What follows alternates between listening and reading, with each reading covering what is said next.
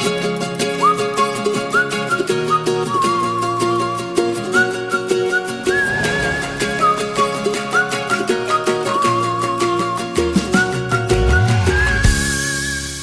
everybody, it's Joe Parra, founder of the Ladies Working Dog Group.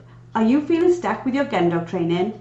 Trust me, you're not alone, and that's exactly why you need to be here. Every week, we're bringing you the best tips and hacks to make training your gun dog easy peasy. We'll keep it straightforward, no fuss, just actionable guidance that you can put straight to use. So let's get started. Hello and welcome to another episode of Found It, Fetched It. This week, we're going to be discussing elbow dysplasia in a working dog. Joining me for this podcast is LWDG expert Claire Denia, who sadly had to recently go through this with her pup. So, Claire, firstly, hello. Welcome to another wonderful podcast. Can you tell us a little bit more about the situation you found yourself in? Yes, absolutely. So, as do most people when they get a new working pup, you're really excited about getting them through puppyhood and all the play-based puppy training that we do, and then starting formal gun dog training from around sort of 6 months of age.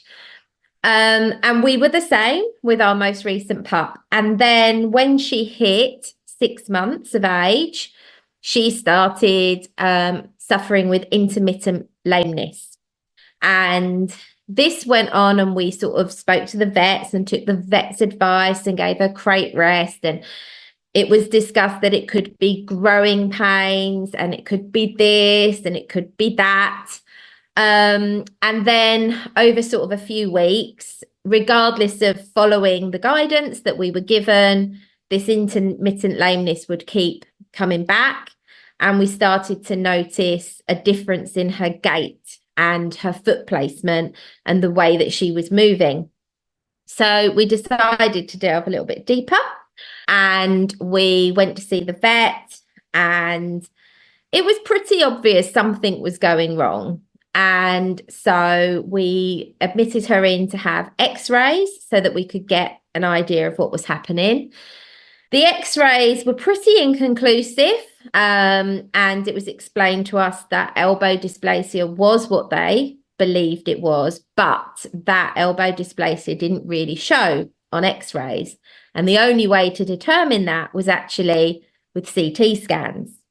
And we were given the option of leaving her for a few months and seeing if there was any improvement or deterioration, or to go ahead with CT scans. And so we were like, no, it definitely can't be that. But it sat really awkwardly with us to just leave her looking so uncomfortable and being in pain. So we decided to go ahead with the CT scans.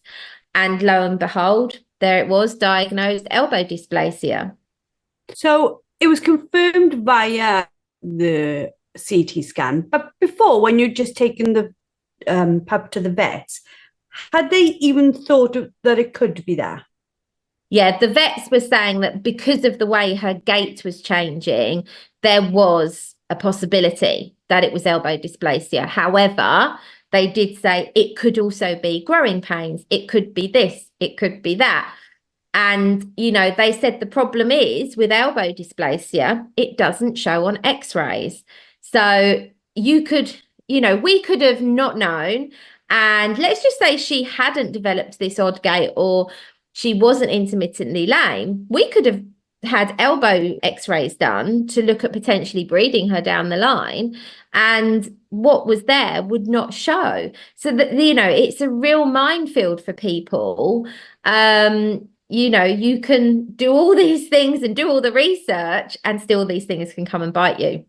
It's quite fascinating what you've said there. But before we go like further down the path, let's go back to your reaction when you got the news, because like you said, you bought from health tested stock, good stock.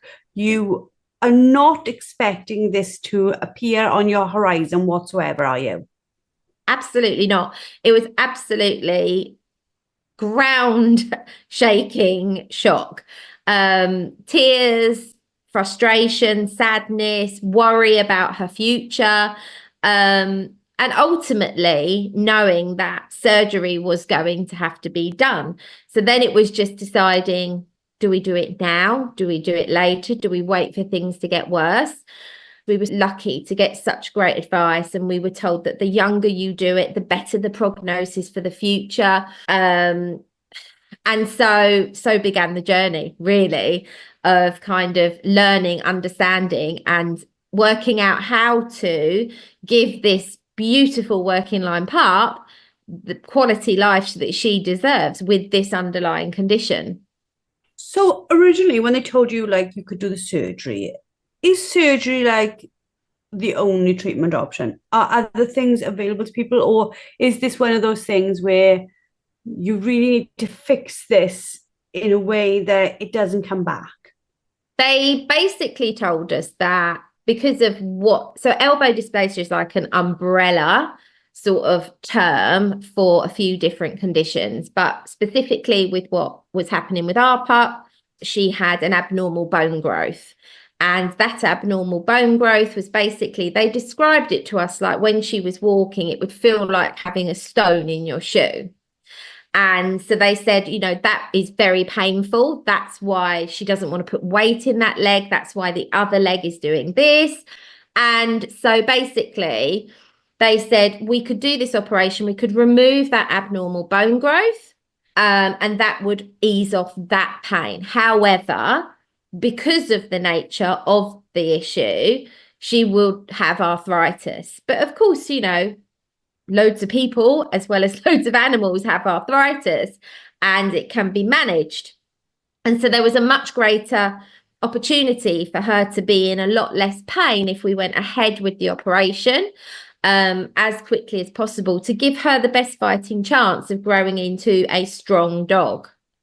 As what I hope is a trusted friend, and we do so much together, we talk together.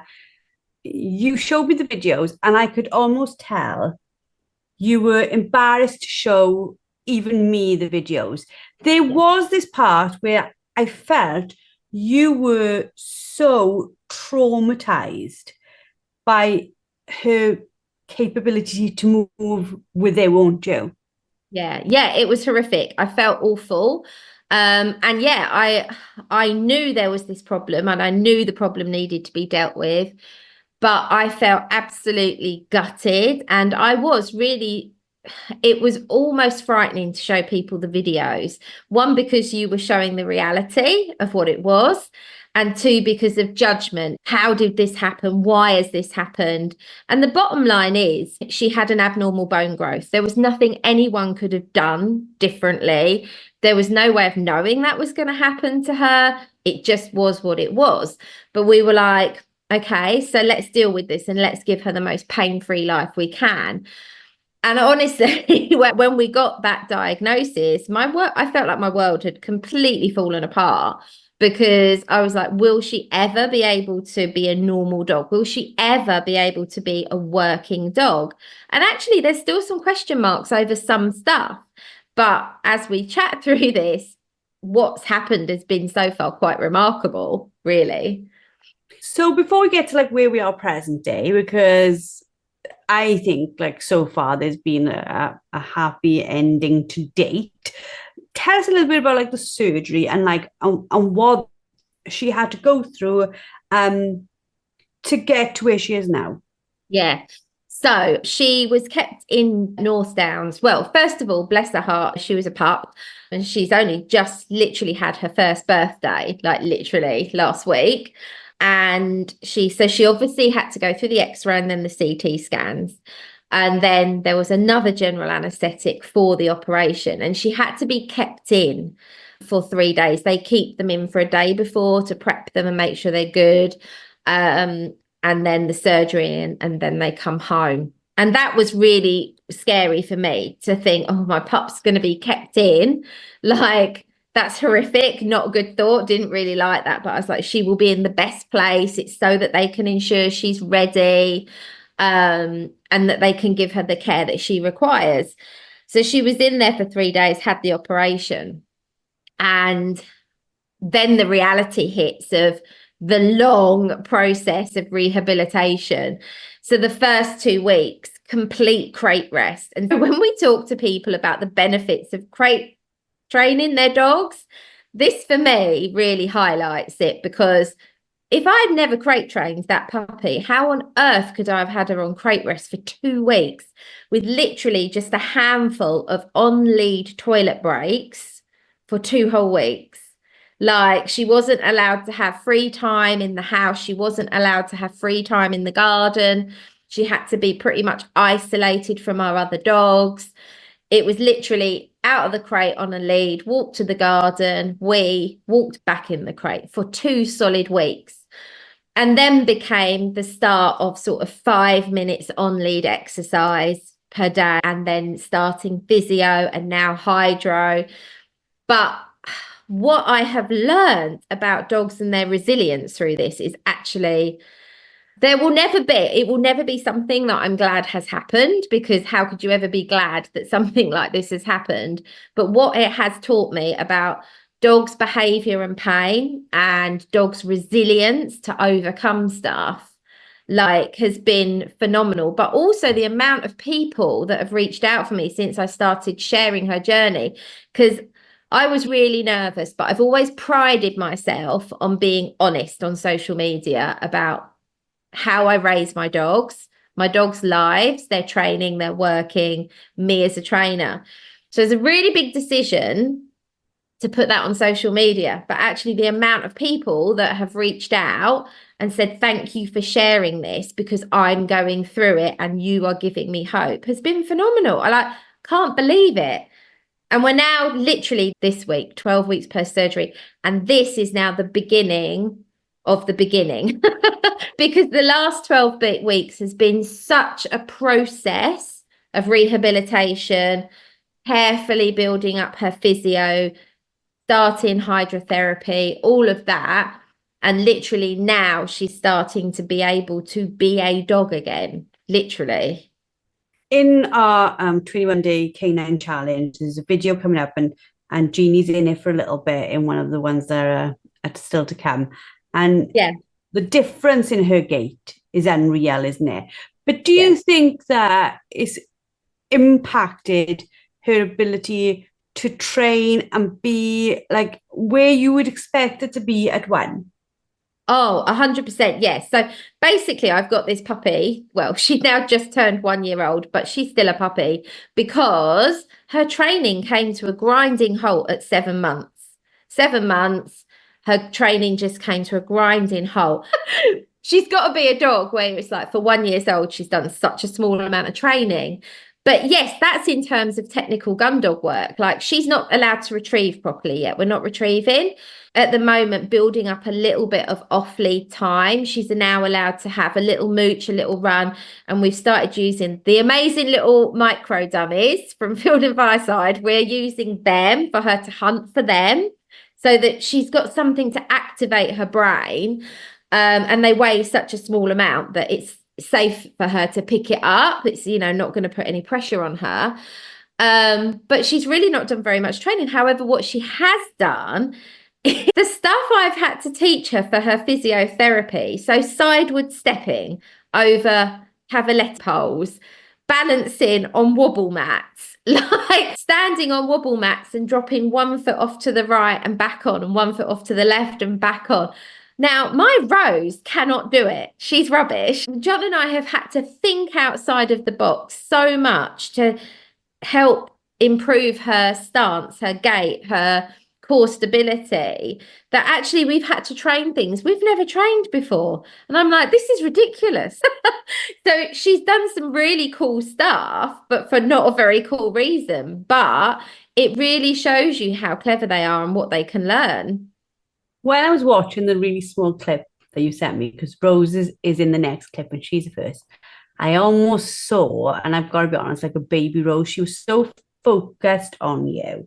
And I thought, for her age, she's really calm. She's really self-controlled. And I wondered, has she bonded? And John would poke me in the eye for saying this. Has she sort of suddenly become your dog because she seemed really, really attached to you? Yeah, so let's hope he doesn't listen to this. Yeah, she, do you know what she has? But equally, she's really bonded to John. And actually, what is different, because she's had so much time on lead and doing physiotherapy with us, so whether it's John or I, as much as she loves Rose and Dude, she is really into us because of that training and because of that experience, I think. She's definitely John's dog, but I know exactly what you mean. And when John's like walking her and doing bits with her, she is giving me a cheeky little side eye as if to say, "Hey, mum, look at me," while she's doing stuff. So yeah, I know exactly what you mean. So now, obviously she's still got a long road to recovery, but are there sort of things you do? You talked about like physio and hydro and all those types of things you can do to support her improvement for the future. But is there other things you're doing? Like, do you have to still make sure she doesn't do as much as maybe another 1-year-old dog would be doing? Or is there any sort of like movements she's just completely not allowed to do? So the way it's been explained to us, so firstly, what they did say to us was, although after 12 weeks, we can start increasing exercise, increasing off lead time. And basically it's going to be a bit of suck it and see what she can do and doing everything in little incremental steps so that we don't push her too far. But they have said that the actual bone will take up to a year to completely heal. So that's another 9 months away yet.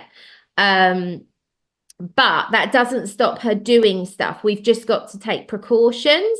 So things like not letting her jump on and off things. Well, she thinks she's Zebedee. So a lot of management and control and training is going into that.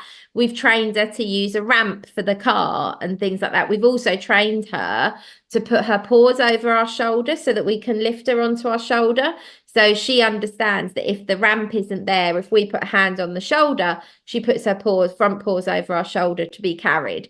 So we've taught her like some strange skills, really. Everything will be dictated by her. Sadly, she has already got arthritis in the joint. That is already there. And it will be expected that she will have periods where maybe she overdoes it and we get a little bit of lameness, we get a little bit of stiffness, but we'll just have to rest her, rebuild her, and work with her. But as we go along the process, we'll get to learn the things that are not working well for her. So things like, obviously it would be really daft to have her jumping, that would be just a silly thing to do, really. At the issue with retrieving is the braking hard as they come into the retrieve. So as we start to retrieve, it will be in cover so that she will slow down to start hunting instead of running straight at the retrieve. So again, it's just thinking outside the box and being creative in the training of how can we still train the thing, but in a safe way. Luckily, she adores swimming, and swimming is something that will be really good for her. So luckily, she absolutely loves that. And we have been given the green light that she'll be able to go swimming soon. So that's great. Is there anything you're giving her like diet wise or supplement wise or like you get all these like joint cares again they're there for humans. Does she take anything like that as part of her management plan? Yes. Yes, so there will be things that we will introduce into her diet to support and help her. Now, John and I are quite into sort of the holistic side anyway, so things like green lip mussel and things like that are all really beneficial. And basically, like anything we do now will help keep her strong and healthy rather than wait until we have later issues with the arthritis maybe being worse as she gets older. So it will be a case of introducing those things now while she's young to help her stay fit and mobile. But we will continue with the physio. We actually really enjoy doing it with her. We will continue with the physio and we'll continue with the stretches. She does the most amazing yoga down dog, which is so good for her to do. I actually can't do it with her. John does it amazingly with her, but I'm quite rubbish. She ends up laying down when I do it. If you think about it, like even the stuff we're discussing, they're not necessarily part of every single working dog's day. But to a certain extent, they should be, because things like stretching, warming up, taking care of joints, like we've talked about this in past podcasts, they are things that we can do to prevent issues. Like you're having to deal with something quickly that wasn't your fault, that was caused by bone growth. But we need to know how to do certain things, and our dogs need to be able to do them, so that if we get to a point where the dog has developed arthritis through age or does have an injury, that we can rehabilitate quite easily. Yeah, exactly. And that's why I've started messing around with some of the stretches and moves with Rose because, well, she's 5. In a couple of years' time, she'll be classed as a senior dog. So although she's fit, healthy, and muscly now, and I'm thinking actually longevity here, I'm thinking long term. So that's why I've started trying to teach her some of the physiotherapy moves. Not that they come as naturally to her as they do to Jeannie, but I just think what's the heart? It can only do good. There can only be benefit to doing things that will strengthen your dog's core and keep them flexible and mobile, and definitely warming up and cooling down before and after exercise is so important. Like we're all recommended to do it as people. I know we don't all do it, but we are. It's really interesting because Charlotte, my daughter's got a cavapoo cross that is incredible at agility, but she's had to retire at 4 years old because of back problems. That it seems is part of this cross. And we've got the push on, and Char says to us all the time when she comes up here, she's like, have you done stretches with him? Have you done stretches with him? Because she's constantly thinking about the fact that about his back. And Meg has taught him since a pup how to stretch out. So, touch wood, he doesn't get back issues, but it's just built into her now as this like preventative measure. But the hydro practitioner that Charlotte goes to see says it's so many dogs that they get brought to the pool all the time to do things that now that we are more aware of what our dog's body language is telling us, regardless of the breed. Yeah, 100%. And what the dog is telling us in body language and also in behavior, because that was a massive thing for me. Like when John and I do behavior work, we talk all the time about reading dogs' body language and also getting dogs checked for pain when we're working with behavior. So it might be that you see an unusual gait, unusual body language, or a nervousness, anxiety, that sort of thing. And so we would always in behavior work say, go and get the dog vet checked before we have a look at the dog and look at behavior modification, because there could be an underlying reason. And what's happened here has been such a massive, massive part of that. And, when Jeannie went intermittently lame, alongside that, at the same time, she became very, very fearful of people and very vocal about it. And it was literally a stay away, stay away. And she would literally hide behind my legs. But her body language, you said about body language, her body language was just very, very uncomfortable looking. And it was like the whole package here. But she, of course, was also of the age that it could have been a second fear phase. But what we noticed was after the operation, when we took her for her vet check, for them to check the wound, they actually couldn't believe the difference in her body language, her body posture. Obviously, that part was coming partly from the operation, but we're talking really early days post-surgery here. But bigger than that, her attitude and her less fearful behavior about people coming towards her.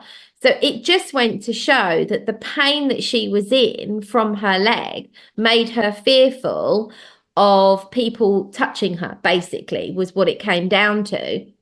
And of course, because she was in pain, every time a vet examined her, pulled her around, it hurt, which just increased that behavior even more because it was painful.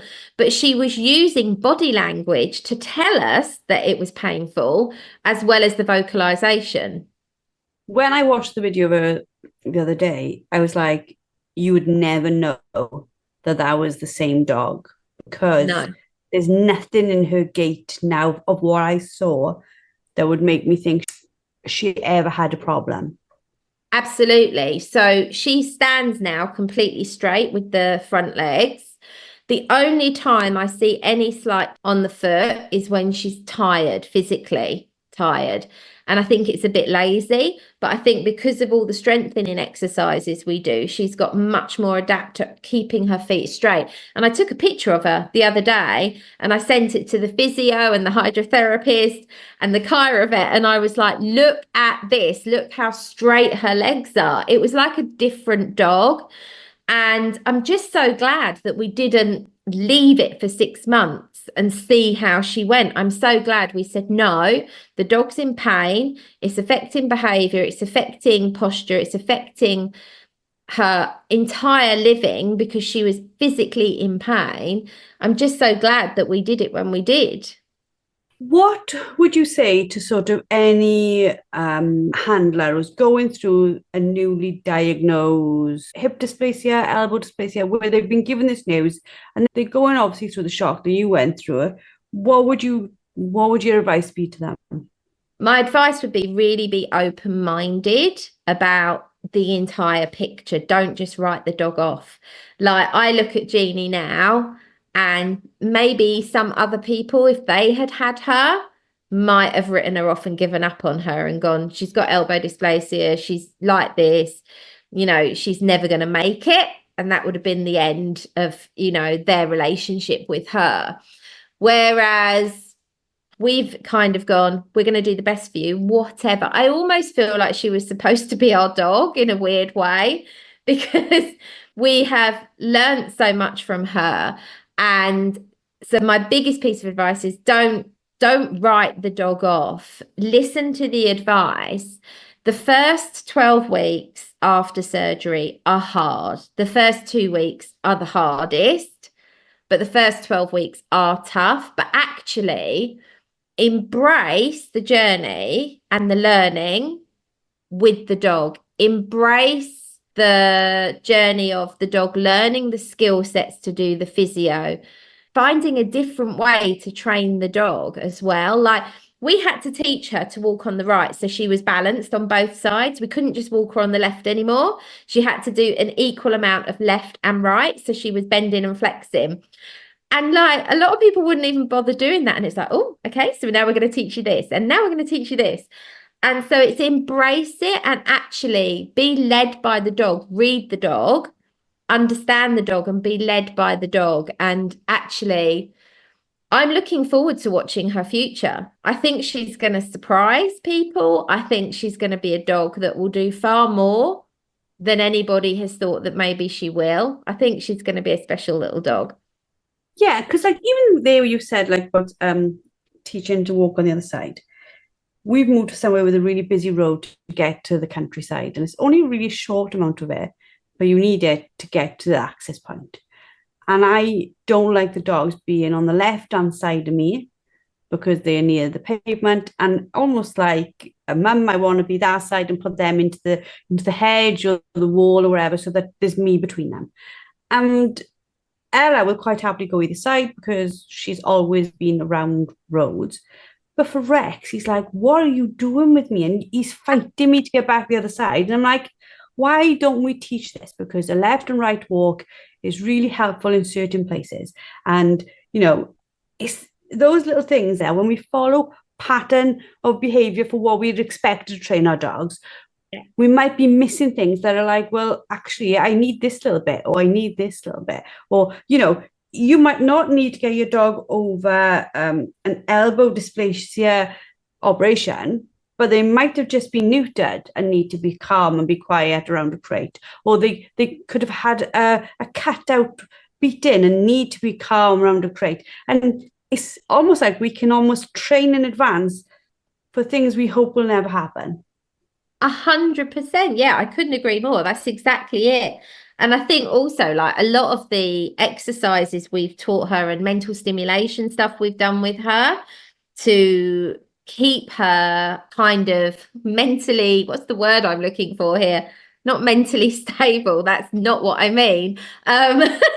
But basically, to stop her going stir crazy after the operation, a lot of those things could be used for dogs that have been neutered, that have been spayed, that maybe have another reason that they've got to be on long-term crate rest. It's not just because of this one condition.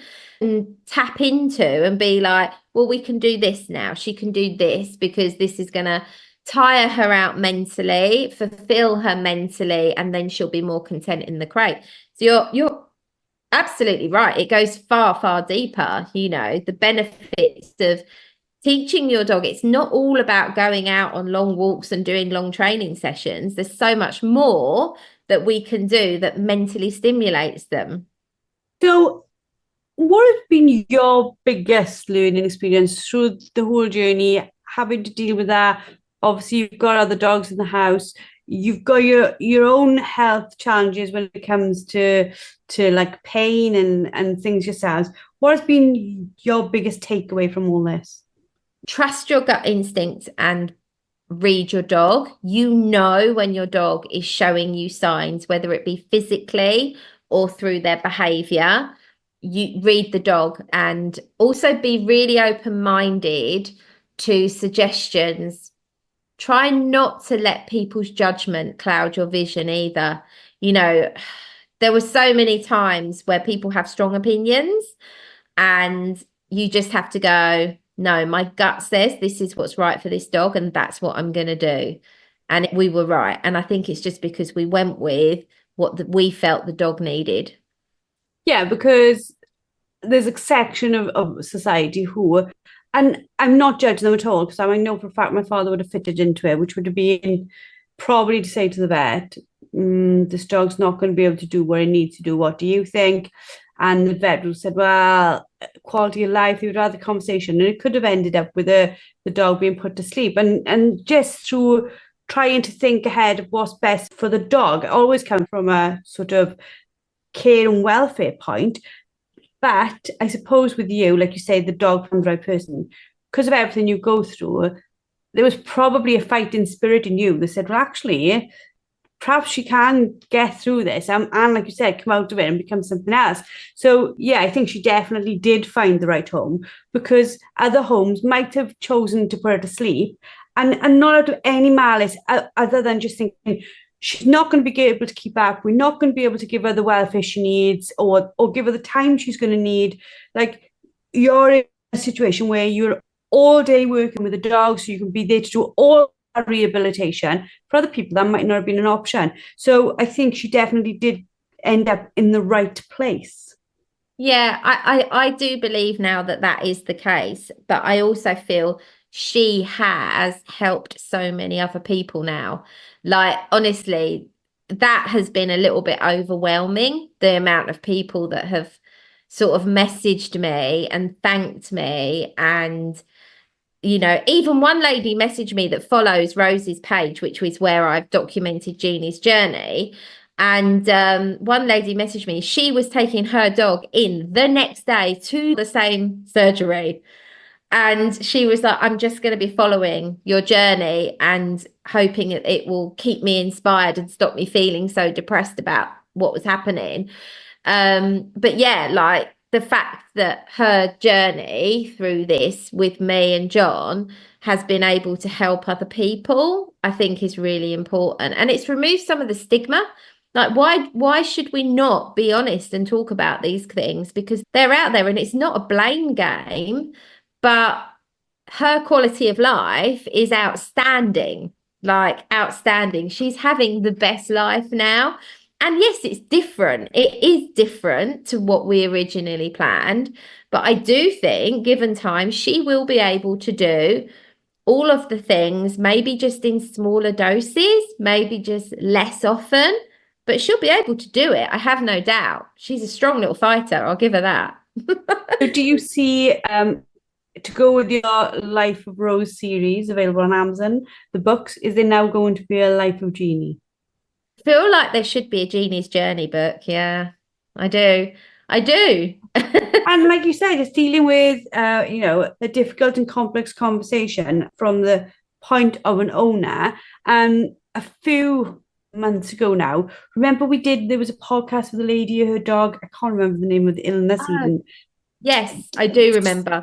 So many people have gone onto that page, have listened to that podcast, have sent messages and saying, my dog's just been through the same, or I lost my dog to this. And, it's those points when we can have conversations, which are not always the easiest, but they do give insights into things that aren't talked about all the time, so that we get to put another level of understanding onto our knowledge and experience.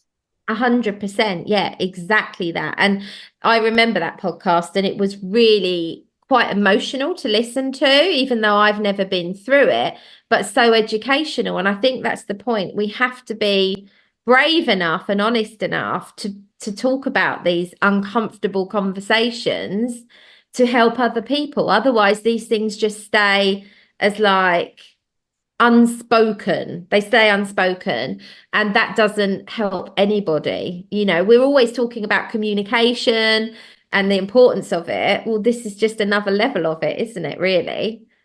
It's episode 88, Surviving the Storm, a journey through immune-mediated hemolytic anemia, IMHA. So that's one of the podcasts that's on here as well. Thank you, Claire, for another amazing podcast. We do massively appreciate it, and we do appreciate your vulnerability and honesty around the topic. For those who are listening, if you have any questions, you can find Claire on social media. What are your Instagram handles, please, Claire? So Instagram, as myself, I'm Claire Denyer, at Claire Denyer. My business is at Family Dog Services. And if you wanted to specifically look at Jeannie's journey on this topic, that will be found at The Life of Rose. For anybody listening, we hope you've enjoyed. Please let us know if you have any feedback, anything you sent to us that you want us to pass on to Claire. We are in the run-up to Christmas, so our last podcast will be the 20th of December. We're taking a short break, and then we will be back with you January. During that little break, we hope you will catch up with some of the many hundreds of podcasts we have available for you. We've learned so much today about navigating elbow dysplasia and what the early symptoms may be, how quickly we need to get to the vet. And like Claire said, trust your instinct. If your dog doesn't seem itself, take them along. At the end of the day, it's far better to go to the vet and say there's nothing wrong than to put it off. It's not something that Claire probably wants to have expertise in, but like she said, silver linings is meant that she has this capability to talk to people and help people with their dogs should they go through it. I think it shows as well the amount of love and resilience she has for her dogs, and the fact the work that she's done to get her dogs through it. If your dog is dealing with elbow dysplasia or any other sort of issues at the moment, please speak to us, share with us. Obviously, of course, your first protocol will always be, but remember, our community is here to support and advise you too. We are a community of non-judgment, so there isn't going to be a situation where you share your conversation and you get judged for it. We don't allow it. We never have. We never will. Please make sure you are joining us for the 21-day challenge, because that's full of fabulous little challenges you can do inside the house or outside the house with your gun dog to keep you busy in the run up to Christmas, and the capability to win an amazing £310 in cash vouchers as well. If you'd like more information or need guidance, visit our website, visit our resources, or check out our free open community ladies at Ladies, Leads and Laughter on Facebook. Remember, no matter what you've got going on, we are here to help you. Thank you very much, and we look forward to speaking to you next week. I don't know what to say for that. And thank you all for being with us. Please subscribe, please review, and we look forward to speaking to you all next week.